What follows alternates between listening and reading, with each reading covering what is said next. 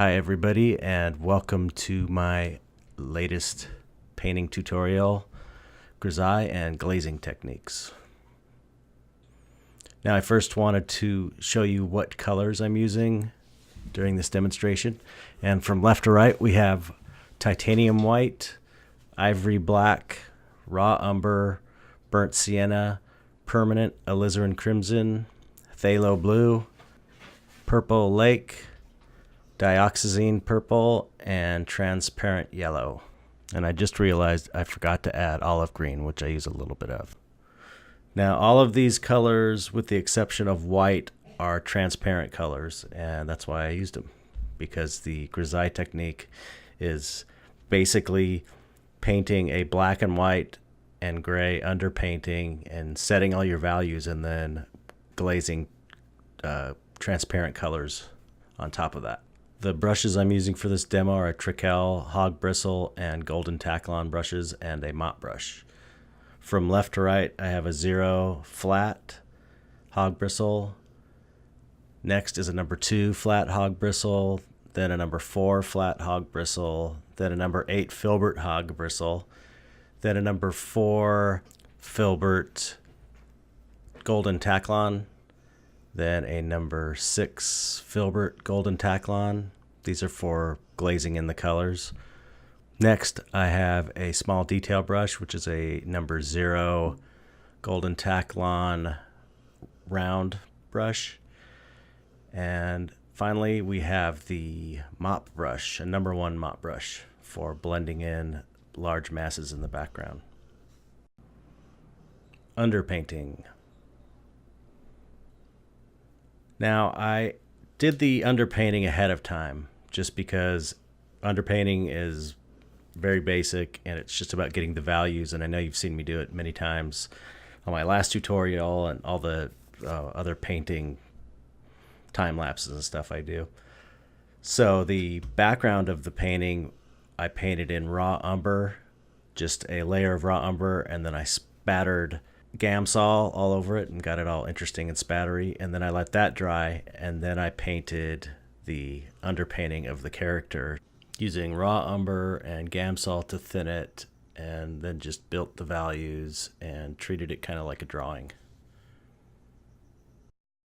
And now I'm mixing my grays to paint the main underpainting, which I will be glazing over. And, I'm going to do 5 shades from light to dark. So I already got some white over on the left, and then a couple shades down by adding a little bit of black, and then a couple shades down by adding a little bit more black, and then a couple shades down by adding a little more black. And I just keep trying to get the values right, so it's kind of an equal shading between 5 values. And then I started adding, which I probably should have done in the beginning, I know there's a more efficient way to do this, I started adding raw umber to the mix because it was too cool gray. You can see that when you mix black and white, it makes a cool gray, so you have to mix a warm color in there to warm the colors up, or it'll look like you're painting almost with blue. So I'm adding raw umber into these colors, and I also wanted to lower the value of the white a little bit, just so it's not pure white, because the black down here on the right side is raw umber black plus a little bit of that gray. It's actually not totally black.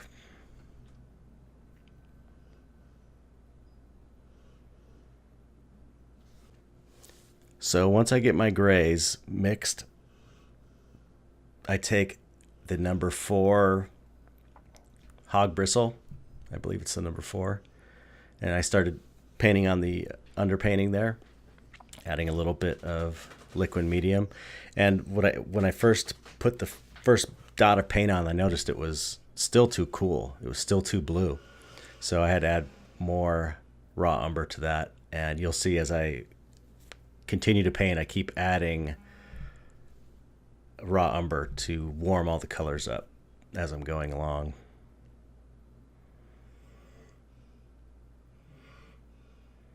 So I'm basically going to paint the values in black and white. And the cool thing about Grisaille is you don't have to worry about color. You only have to worry about value and rendering your underpainting out and just getting the forms right. So I feel like it's a more controlled way to paint. You have more precision when you're doing the color. It's, it can be difficult to think in terms of color and in terms of value at the same time.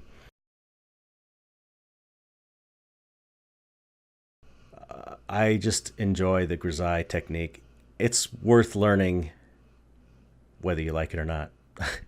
It's worth knowing how to do it, because there are certain things that look really good using glazing, because glazing, it has a certain glow to it. And even if you don't do Grisaille painting all the time, you can still use it in alla prima paintings after the paintings have dried to shift colors or add details. Most of the time is spent creating the underpainting, the black and white underpainting. So it's kind of cool because you can just take your time and render it, get it right, get all the forms right, get all the values right, and let it dry. What we'll be doing is letting it dry and then going back and glazing transparent colors over that to get the colors, get the color in there. And then we bring more opaques back into it, but that's for later in the demo.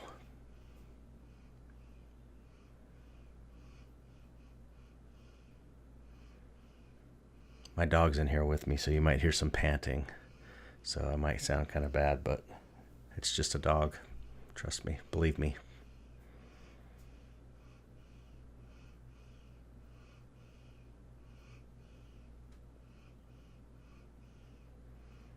I mean, you could see the difference of how painting on a toned surface is so much different than how it looks on your palette. It looks pretty warm on the palette, but then you get it on the painting and it actually looks kind of cool still. See, you can hear my dog snoring now.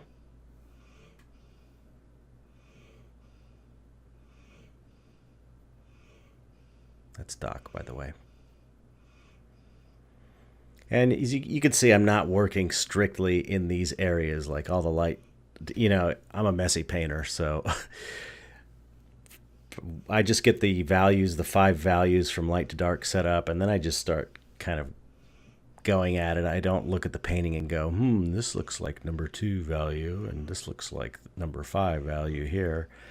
To some degree I do, but generally it gets a little looser than that, a little more fun than that. But that's just how I paint. I'm just a messy guy.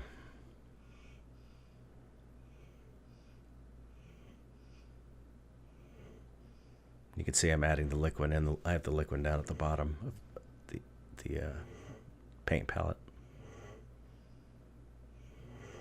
You hear the dog snoring?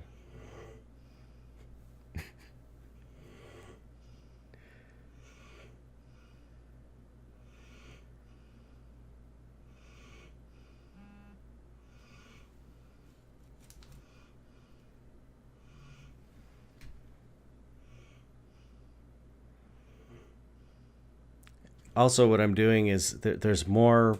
One thing to note is that there is more brown in the darker colors, more of the raw umber, because generally you want your shadow areas to be warmer and your highlight areas to be cooler. Even though you're not so much worried about that in the underpainting, this black and white underpainting, still it's eventually where I want to go with it, so I'm going to help it out just a little bit in the underpainting. And you can see with this shadow underneath where the arms are kind of casting a shadow on his stomach, I'm not really going to paint a lot in the shadow area. I'm going to kind of let the underpainting show through on that cast shadow, as well as even where there's painted in shadows, I can kind of go in and scrub away the paint. So even though there is a dark value paint in there, I can kind of take it away so it still shows some of the raw umber underpainting going through. So at this point, I'm not even really sticking to the 5 value thing. I'm just kind of using those colors I laid out and just adjusting the values and creating the forms and further refining it. That's one of the things I really enjoy about the Grisaille technique. The fact that you can spend so much time on the value painting that you're going to be glazing over, and you can really refine it and take it to a completely finished state and add all the detail and add all the forms and take your time with it. And then when it's dry and you go to lay your glazes over it, you can't mess the underpainting up because it's dry. So if the glazing isn't right, you can wipe it off and start over again. And I really do enjoy the fact that you don't have to think about color very much at this stage. I like just thinking about the value. It's very much like drawing in paint, like a graphite drawing, where you're just primarily concerned with the values of the drawing.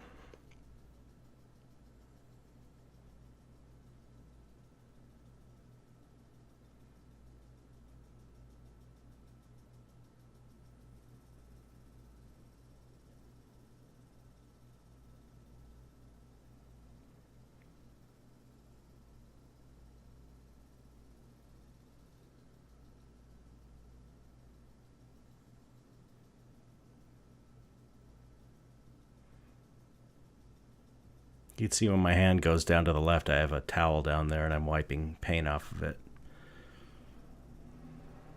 Sometimes I'm using the brush to blend what I already have there, and I don't want to add more paint on it necessarily.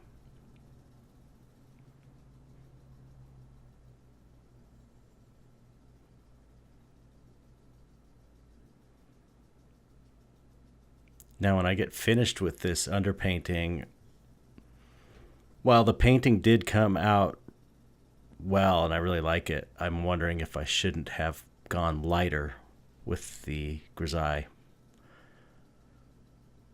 value underpainting, because it's smart to go a little bit brighter than you would normally, because it's very easy to tone down the painting with glazes to darken it if you want it darker, and it tends to have more of a glow if it's brighter underneath. But I'm happy with how it came out. So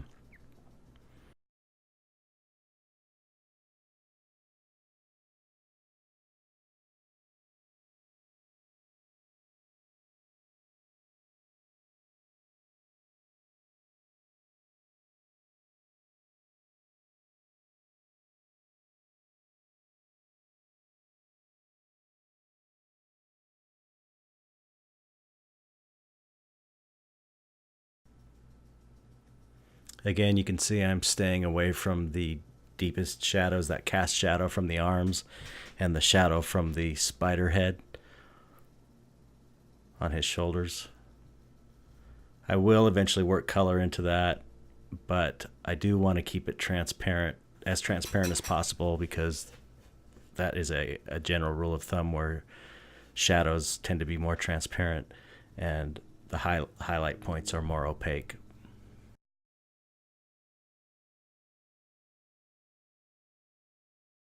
So there's really nothing more to it, to this stage of it. Just a matter of how it looks, how the forms look, if the forms look right, if the values are right.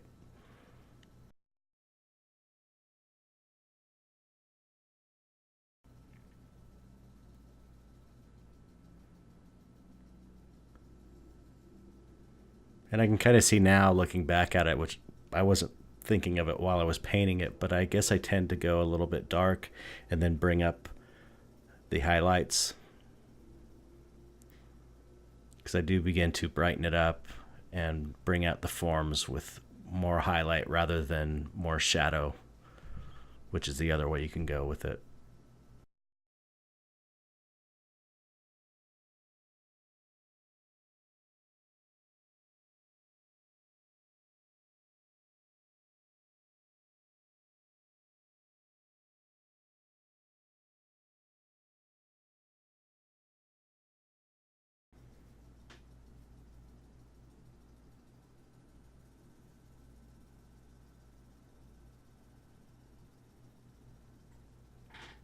I think I'm switching between the number 2 and number 0 hog bristle flat brush, I believe, at this point.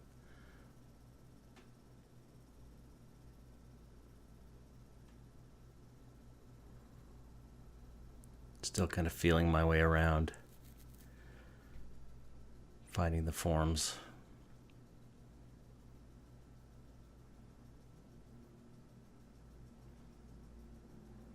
Value paintings are a very important way of learning how to paint form. I would recommend doing them even if you're not planning on glazing. It's a good way to get a feel for the paint.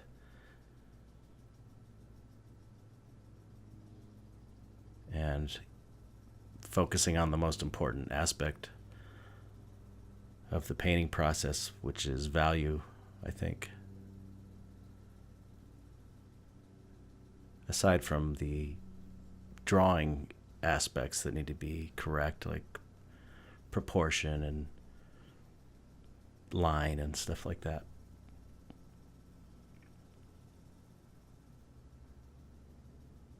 And this light gray I'm using for these highlights is actually a very cool light gray. Because remember what I said about the warmer shadows, cooler highlights thing.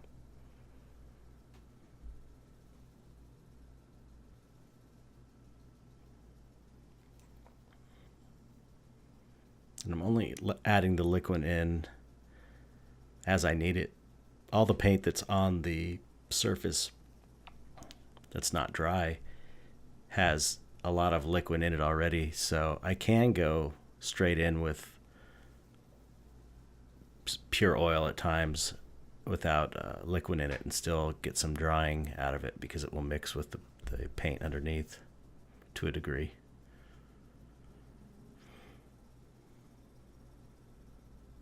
I'm getting into the spider head fellow.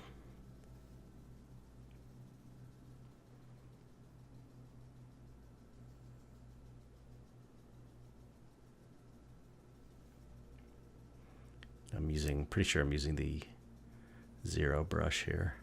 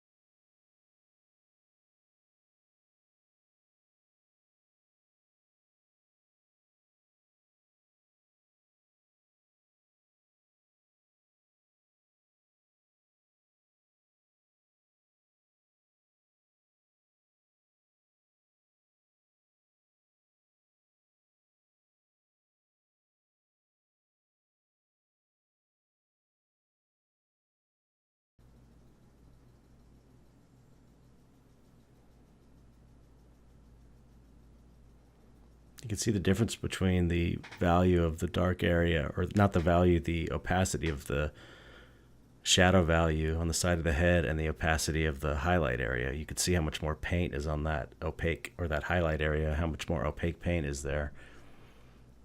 And I try and kind of scrub in on the shadow areas and paint it in thinner so that it has more of a transparent feel in the shadow areas.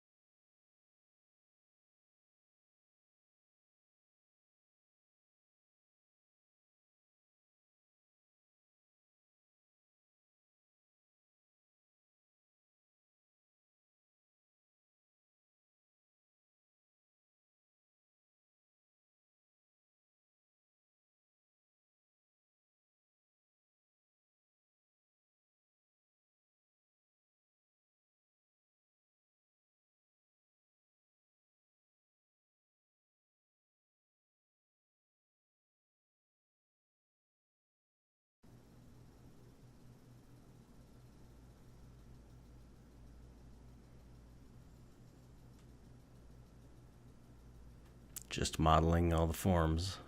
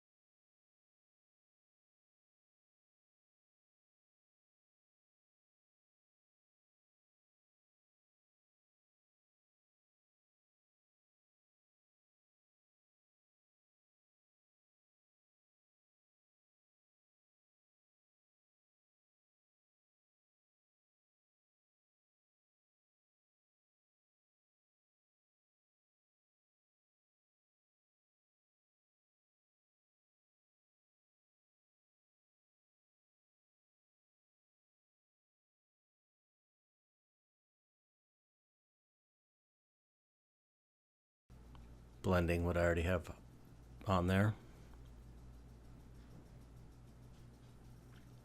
Refining.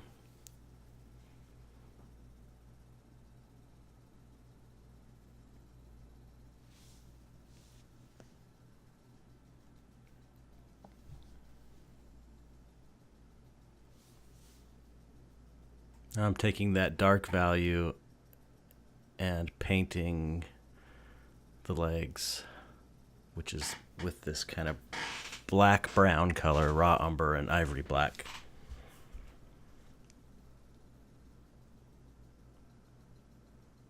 It's hard to see, but it's still kind of transparent because it's maybe a little more opaque than it would be if it was just straight ivory black and raw umber, because there is that little bit of white in it, because I mixed that value based by taking some of the other grays that I mixed up, but it's still kind of transparent, and I'm not painting it on super heavy.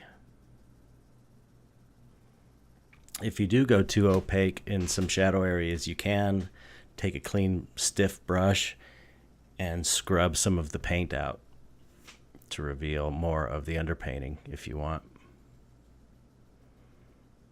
I do that sometimes.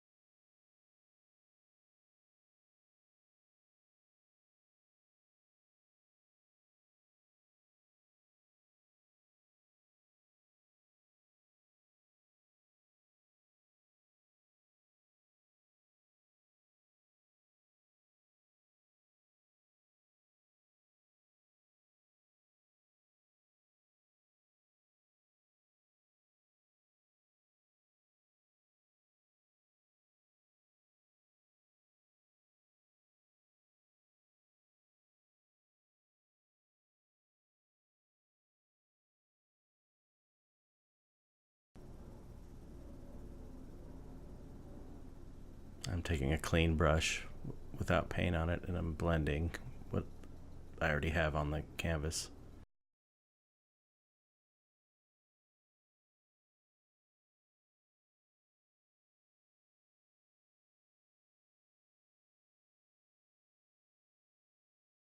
Shading in that upper lip. You see I left the nose unpainted because I have that really dark underpainting in there, and what I'll do later in the lesson is go in with a dark transparent red to deepen it up and makes it look like a deeper hole because of the transparency.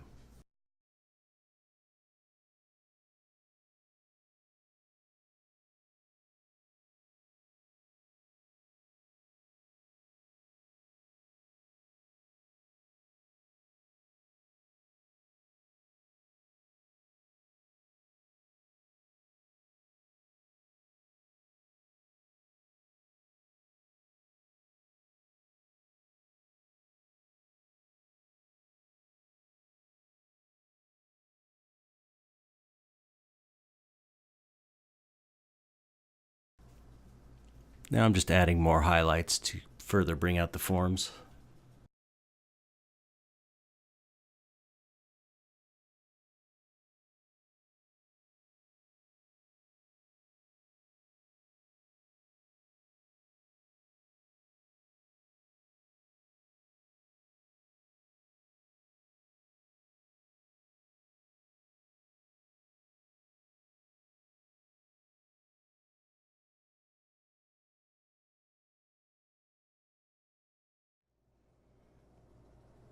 Here I'm going back in with some shadow color, just because I'm still kind of defining the anatomy, building up layers, and refining the forms.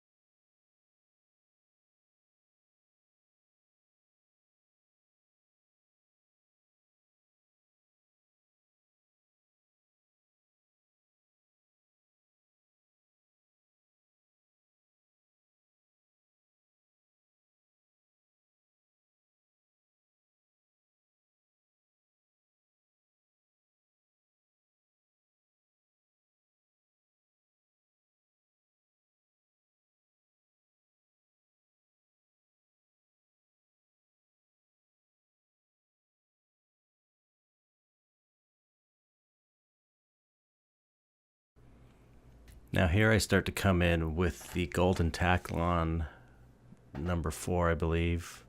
It's a softer brush, and I just want to back with the hog bristle again. But and there's the Golden Taklon. I switch around a lot, but the Golden Taklon is a softer bristle, so you can get more subtle blending effects with it.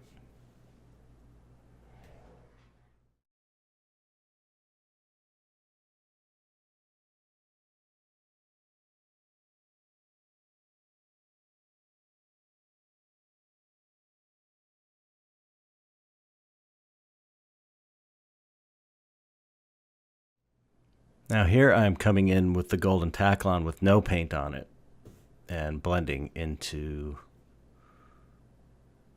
the darker color, blending the highlight into the darker color.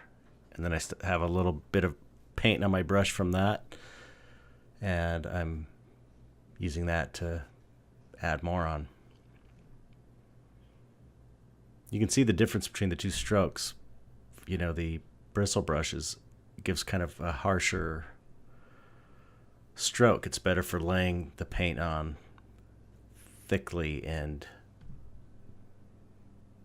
strongly, and the softer brush is more subtle and blendy.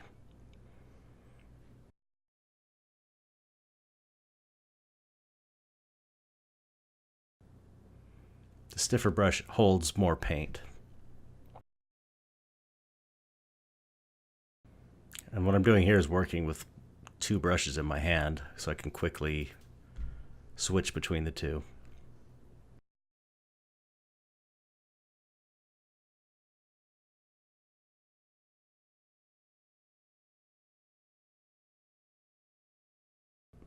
Okay, now we have oh, this might be a brush that I didn't mention. I forgot I used that brush. It is a Filbert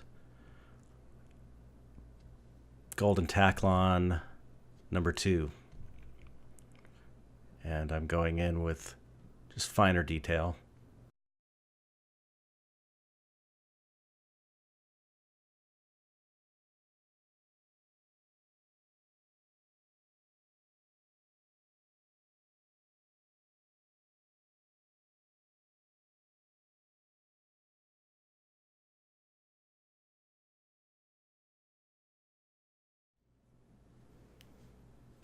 More blending with a dry Golden Taklon.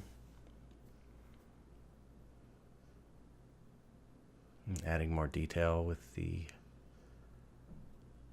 smaller Filbert golden Taklon.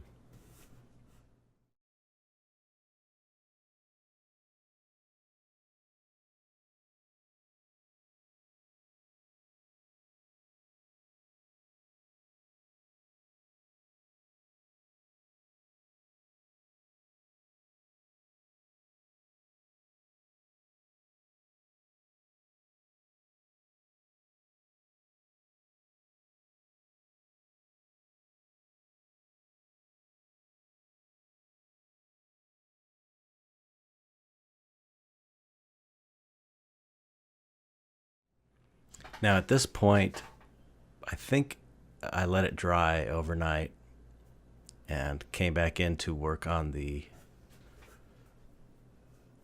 value underpainting some more, just to do more detail. I could have gone straight through and just kept working on it, but I do find it helpful to work in stages because you can just keep building on top of it and not worry about disturbing what's underneath.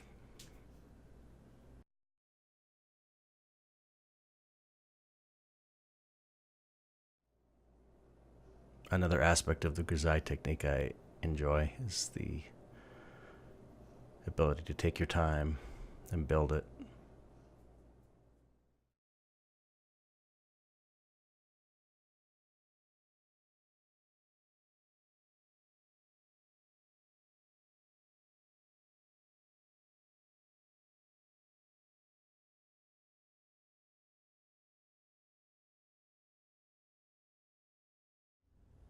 Now I'm going in with a dark value and painting in the shadow areas, but not completely painting in an opaque way.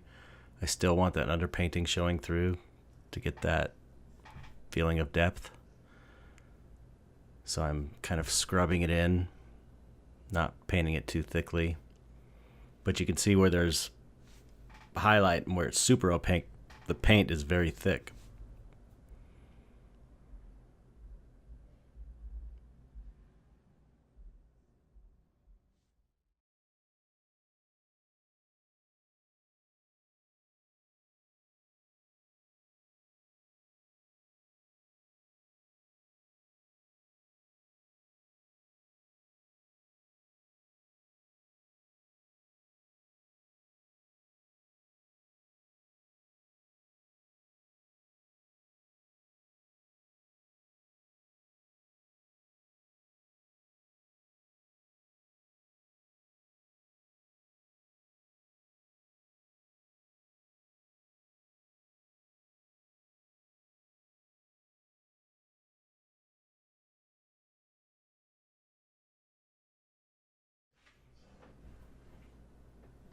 Now at this point I've really got my foundation laid down and I'm happy with the way it's looking.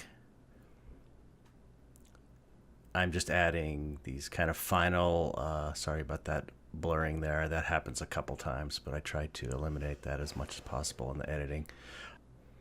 So I'm just going in and further refining the forms by adding kind of a final highest highlight. And some of this is actually just straight white. And then I kind of blend it in so it's not stark white.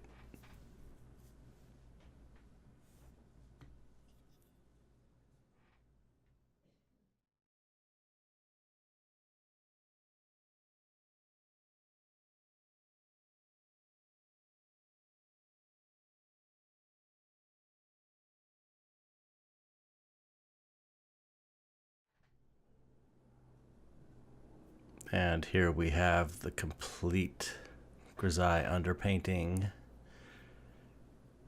before I do the glazing.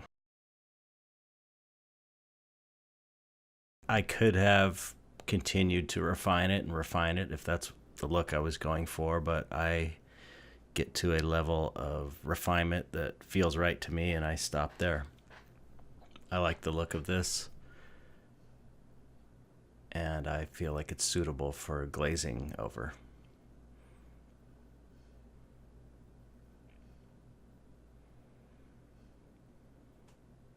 I put some little highlights on the legs as well with a really light gray color.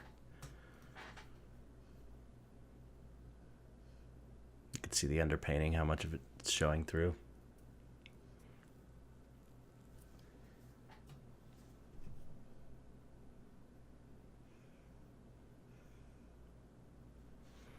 Okay, now we get to the fun part, the transparent glazing. I have let the underpainting dry overnight, made sure that it's completely 100% dry before I start glazing.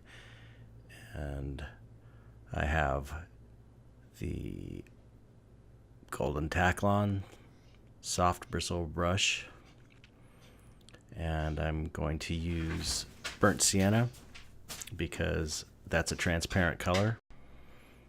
And I was just doing this to test the color out, just any transparent color that was somewhat of a fleshy color. And I liked it so much I ended up using it for the final painting, which I will show you at the very end as a time lapse of the glazing process. But for right now, I'm just doing some demonstrations of different colors, transparent colors, onto the underpainting. It basically works like a stain. So I mix in a bit of liquid and I just glaze it over, and all the values underneath show through completely because these transparent colors are so cool. That's what's great about transparent colors, is they are transparent. There's no opacity to them. I think I'm using the number 4 or 6 Golden Taklon flat. Like I said in my last video tutorial, I use flats, whereas I used to use filberts. A lot of people use filberts where I use flats, but it doesn't really matter. It's what you feel most comfortable with, but I got comfortable with flats.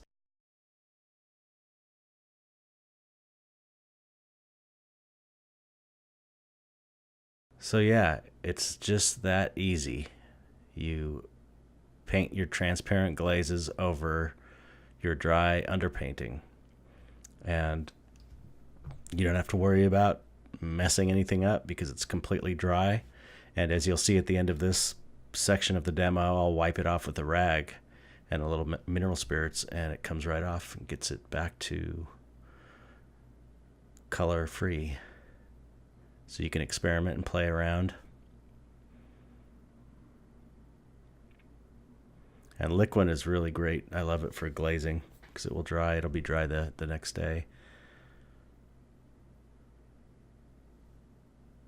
The more medium you use in the paint to do the glazes, the more of a kind of pooling effect you might get, like streaks. You can get streaks. You can see some of the streaks in there, or if there's a lump on the surface of the paint, it'll kind of pool up around it.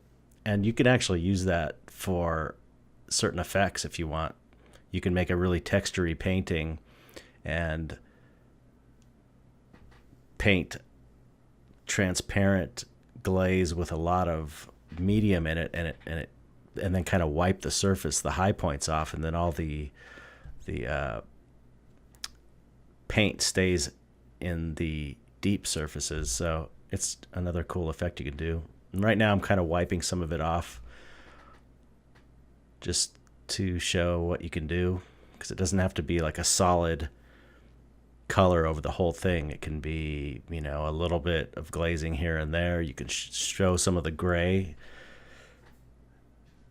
coming through, and you get a different color depending on how heavy the glaze is.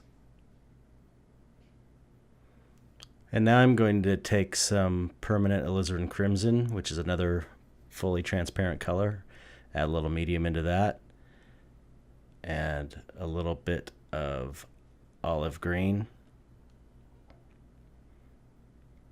just to dull it down a bit. Green's the complement color of red, so it's going to neutralize it a bit and make it a little bit more gray, not so strong red. And then I'm going to go in the shadow areas and kind of paint, I don't know, kind of this reddish bloody sort of color in there. This is kind of a throwback to my Makeup Effects days. That's sort of how airbrushing would be done. Kind of have a reddish color in the shadow areas. Also mixing that with the burnt sienna just a bit. And you can get really cool blotchy skin texture this way too.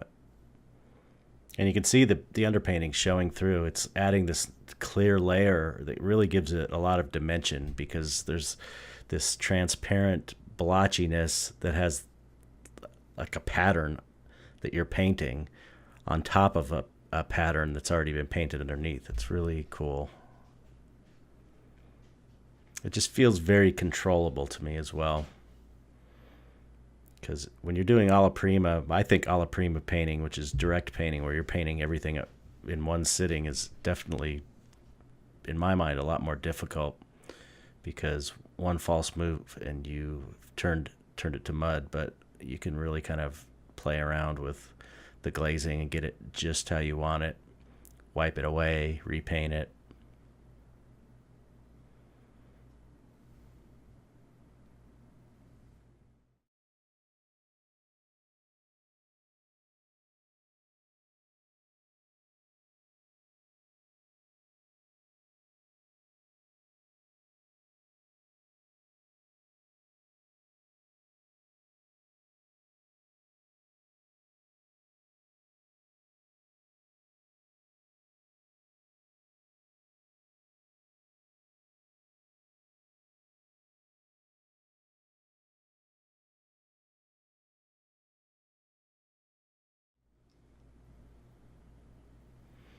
And all of this can be applied to acrylic painting as well.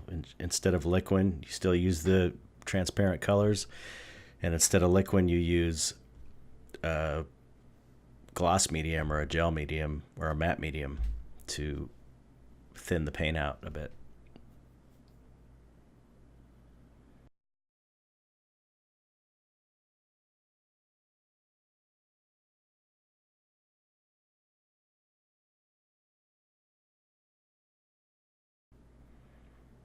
And I'm going in and painting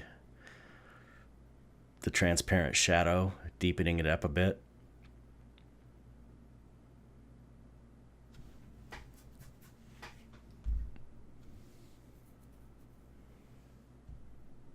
I think I started using the wrong color there. It is a transparent color. I don't remember what color I was using, but it's not the alizarin. I just wanted to keep it simple, so didn't want to get into using too many colors. But olive green and alizarin crimson, you can see it makes a nice deep dark red.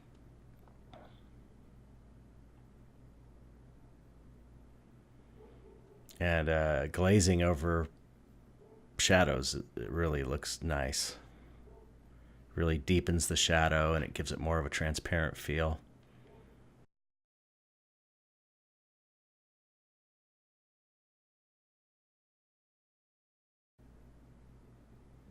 Going in and kind of restating the darkest areas, the shadow areas, with that mixture.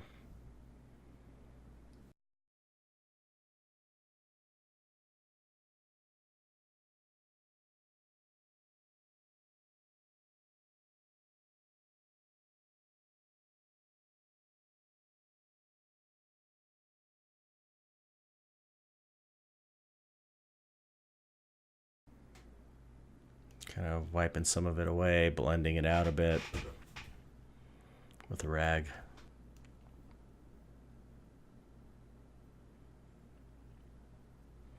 Now, the trick to making glazes really work well for you is to go back in and paint opaque highlights.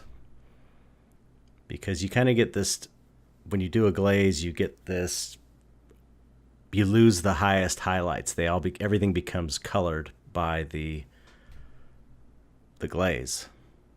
So you want to bring some opaque highlights back in.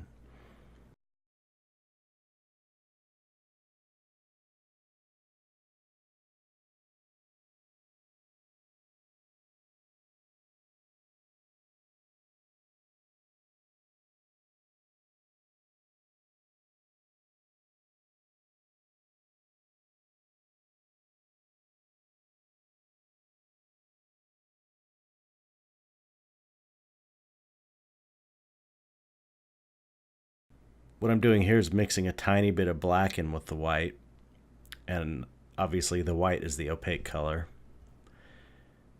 And I'm going for these cooler highlights because that's the problem. I glazed a warm color over the whole thing, then the highlights become warm. Everything is sort of warm, and you know the rule of thumb, which is warm shadows, cool highlights. And so I'm using this light, really light, cool gray to go back and restate these highlights that got lost with the glaze.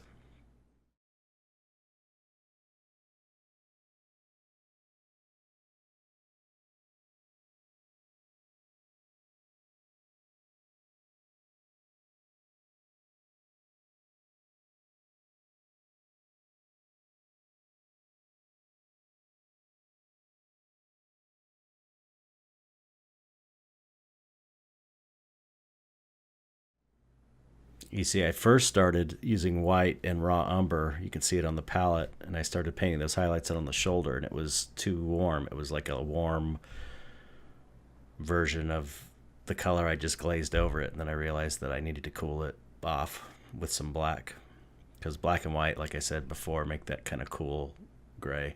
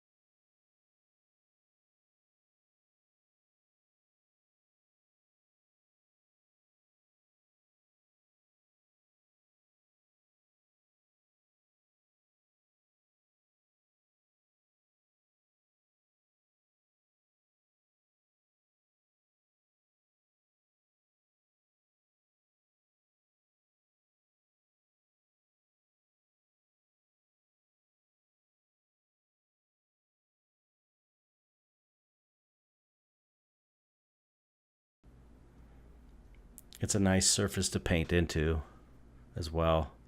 The real wet glaze. It goes on real smooth and blends very easily.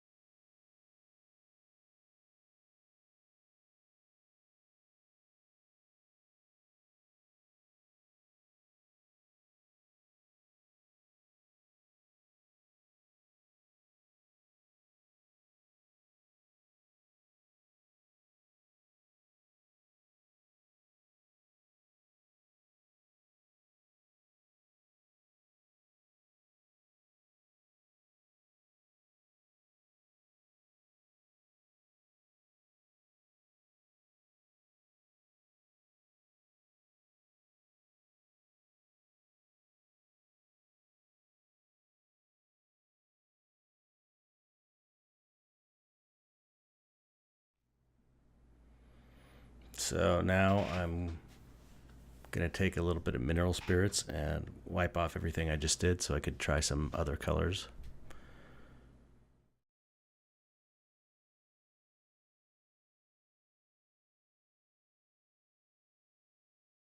Just like magic. You can see there's still a thin layer there that's kind of warming it up. But I went in and took it all off.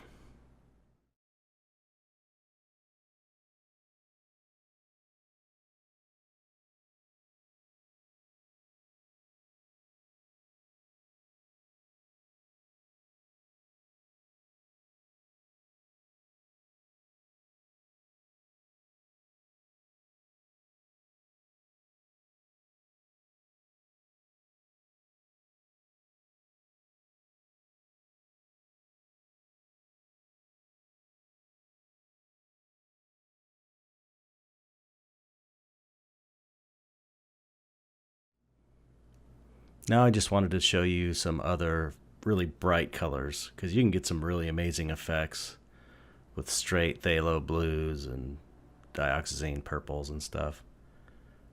So I'm just painting phthalo blue and some liquid, and look at how beautiful that looks.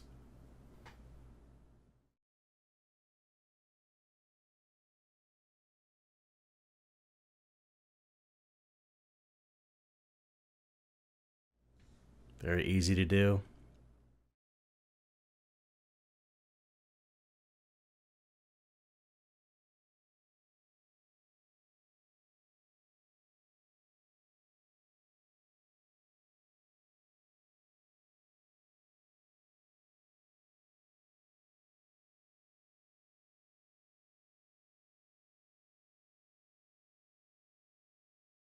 So now I'm taking some dioxazine purple.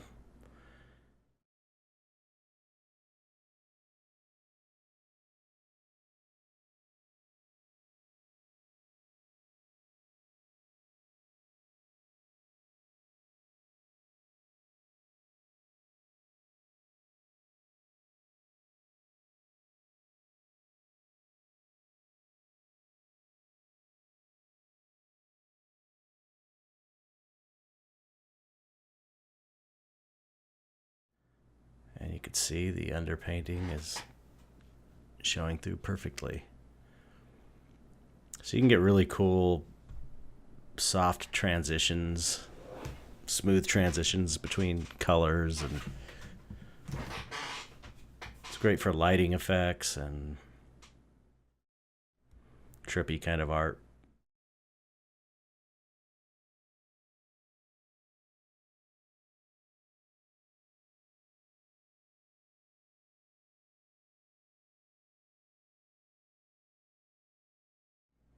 But again, you're going to want to go in and opaque out the highlights again.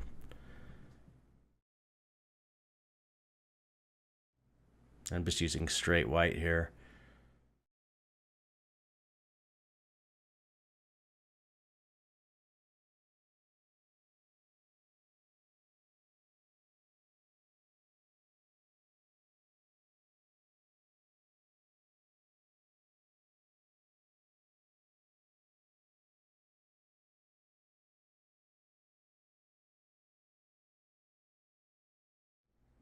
And going with a clean, soft brush and blending it a bit.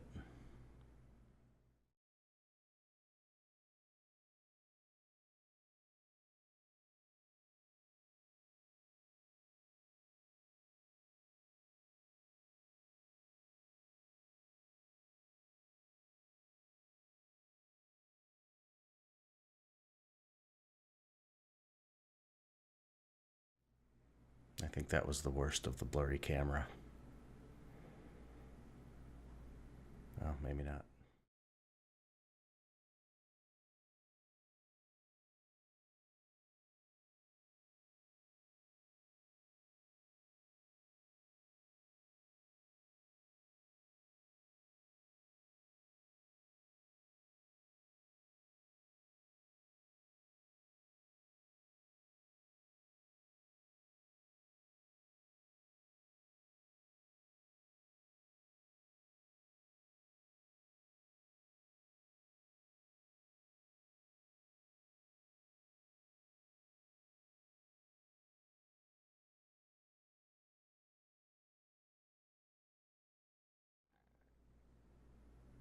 I just wanted to show you how it works with some brighter colors or some deeper colors.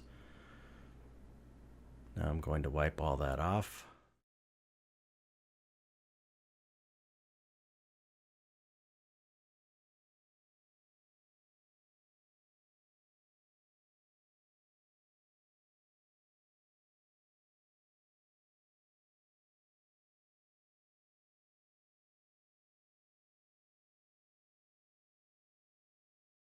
And start the next section,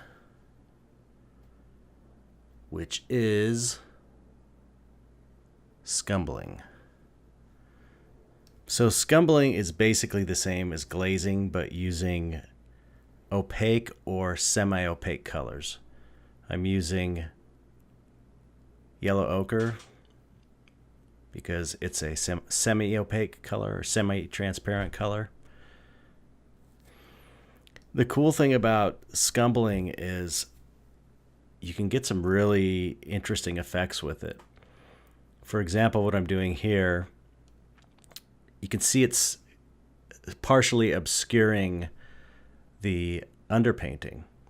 Now I'm adding a little bit of white and a little bit of burnt sienna, but the white and the yellow ochre are still, semi-opaque. So it creates kind of a membrane effect in a way. So it kind of mutes the underpainting, and it just gives a different look. It's also kind of a way you can tone down your underpainting,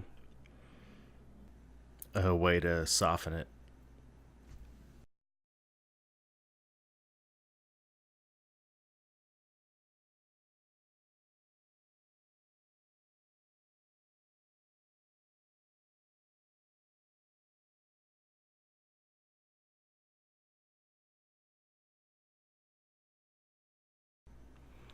I mentioned in my last tutorial that the backs of the tubes of paint have markers on them that indicate whether they're transparent, semi-transparent, or opaque. Or will have the words transparent, semi-transparent, opaque, depending on the brand.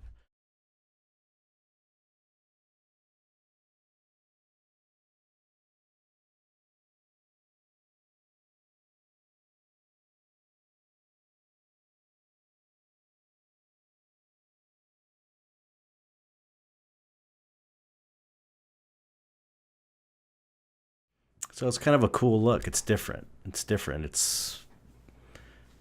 subdues the underpainting a bit more. But the same principle in this particular instance holds true, that you have to go back and bring your highlights back out.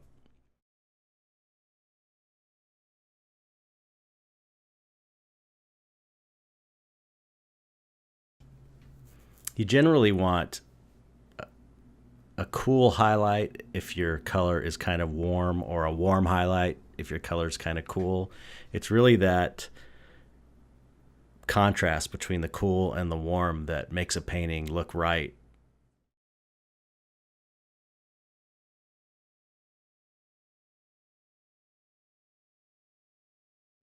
So now I'm going in with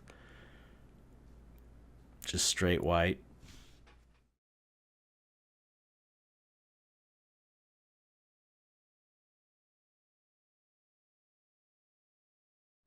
Okay, so yeah, and this white on its own is cool. So it's looking better, except for that blur. And just adding another kind of level, another dimension.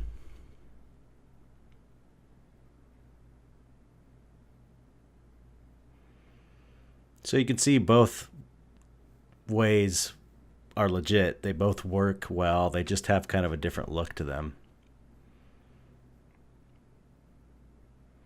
And once you figure out do some experiments and figure out how to do the scumbling effect and how to do the transparent glaze effect, you can apply it to, what you're working on to suit whatever needs you have for whatever look you want to get.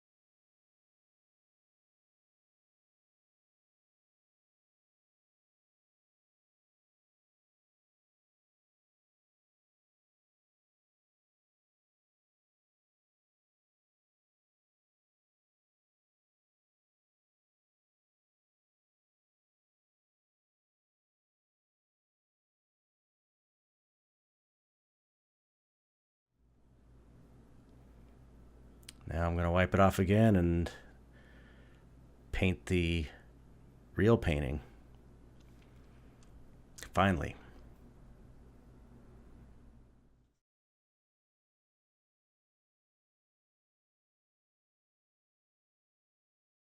And now we get to a full time lapse of the glazing process for this painting.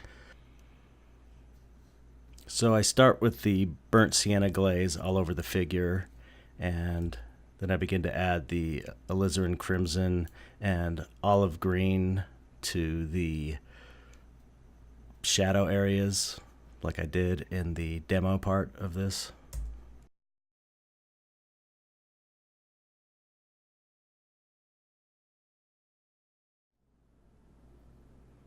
Now I'm going back with the cool gray to bring the highlights back out.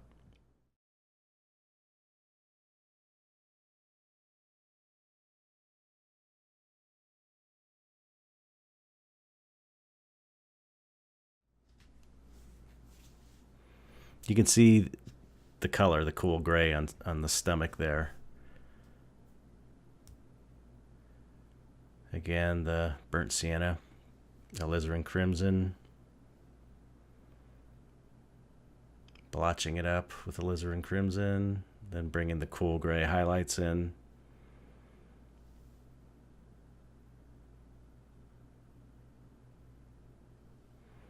Now this is Purple Lake, I believe, and I'm using the wide filbert hog bristle. It's a fully transparent paint as well, so you can see I wanted to keep that texture that the spattery background had because I think it looks really cool. So I went in there with the mop brush as well and blended it all off. And now I'm wiping away paint around the character's head just because I want to kind of a glow around it.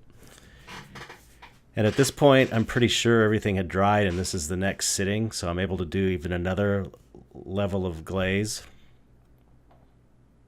And now I added the transparent yellow over everything because I really wanted to get that kind of dead cadaver yellow jaundice look. And again, restating my highlights with the cool gray. And bringing the transparent yellow and then restating the halo. Painting in those details. There I got the transparent alizarin crimson and olive green. I'm adding the highlights to the black. Actually, I am repainting the black with straight ivory black, which is very transparent. And then going back in with the cool gray highlights. And doing detail work.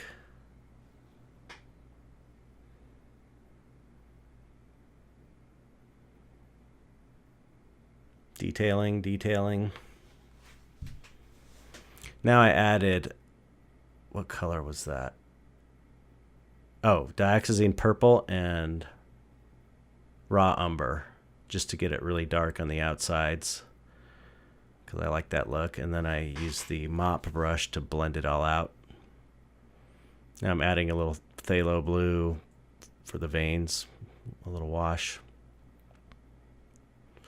Warmed up the halo. What's interesting about this purple kind of glow or mist I put around him is that is actually cool gray, but because the painting background is so orange and warm that it reads purple, but that's actually black and white, which is really weird, one of those weird color things. Just detailing, I'm restating the darks with the alizarin crimson and olive green, really to punch that up and do my final darks. And there is the finished painting. I hope you enjoyed this tutorial, and if you have any questions, you can leave them in the comments or message me on Patreon. Thanks.